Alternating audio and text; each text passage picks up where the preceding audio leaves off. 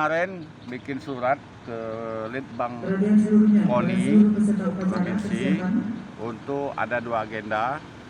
Pertama, agenda mengevaluasi hasil PON menyeluruh, artinya bagaimana memperlakukan atlet yang emas, perak, perunggu untuk dalam satu wilayah pembinaan yang kemarin ya. Dulu ada stimulus dari pembinaan dari KONI, apakah itu akan dinaikkan atau stabil atau bagaimana, nanti kita akan minta kajian dari Litbang.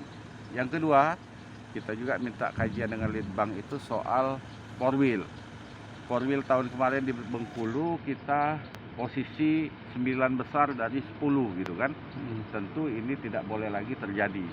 Dan kita pengen dari Sumatera ini, dari 10 provinsi ini ya minimal kita di tahun itu minimal 5 besar lah gitu.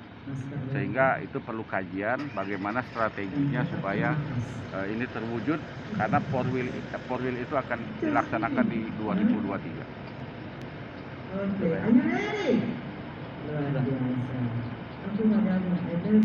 Pak Wo, terkait dengan bonus atlet PON kapan Pak Wo akan dibagikan? Atlet PON bonusnya di APBD perubahan. Bonus PON di APBD 2022.